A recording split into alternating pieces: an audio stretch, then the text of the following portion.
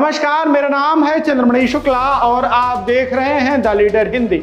लखनऊ और दिल्ली के बीच नेता, मंत्री या किसी भी अधिकारी की आवाजाही होती है तो चर्चा तो बनती ही है, और जब कोई दिल्ली से वापस आता है तो लोग अपने आप ही अनुमान लगाने लगते हैं कि कुछ बड़ा होने वाला है। ताज़ा चर्चा वरिष्ठ आईएएस रेणुका कुमार की है।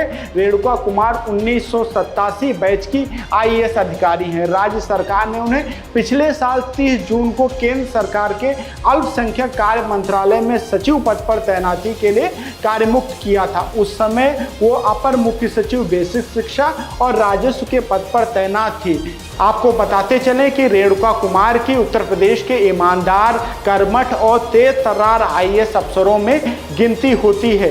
केंद्रीय प्रतिनियुक्ति के तौर पर यह उनका तीसरा कार्यकाल था। इससे पहले वर्ष 2000 और 2005 के दौरान केंद्र में जब वो तैनात रही थी तो 2002 से 2005 के समय काल में वो प्रधानमंत्री कार्यालय में बतौर डायरेक्टर रही थी।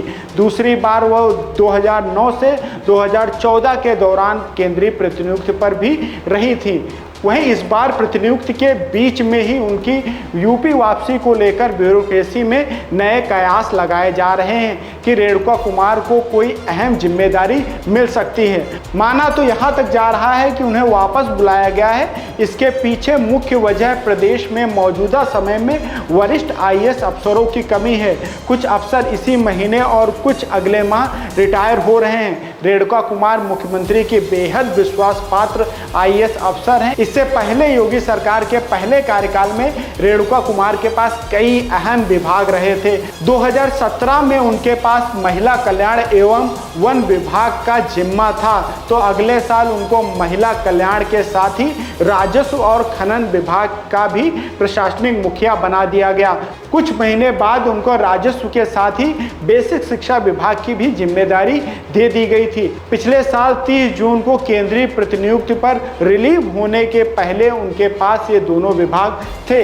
अहम विभागों के साथ ही रेणुका कुमार को कई अहम मामलों की जांच की भी जिम्मेदारी दी गई थी। देवरिया में शाल्टर होम की घटना हो या सोनभद्र के अम्भा कांड से लेकर पंचायती राज विभाग के कोरोना किट घोटाले जैसे अहम प्रकरणों की जांच सीएम ने रेणुका कुमार को ही सौंपी थी।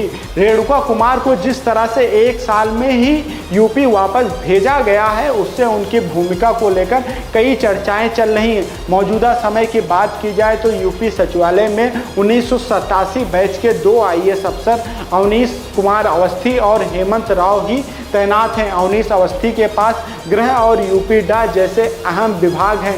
वहीं अगस्त में उनका रिटायरमेंट है। हालांकि सेवा विस्तार के भी कयास लगाए जा रहे हैं। अगर अवनीश अवस्थी रिटायर होते हैं तो रेणुका कुमार सचिवालय में तैनात अफसरों में सबसे वरिष्ठ होंगी। चर्चा तो यहाँ तक है कि हाल ही में जो 2 अहम विभागों में विवाद हुआ है उसमें से भी किसी की जिम्मेदारी इन्हें मिल सकती है।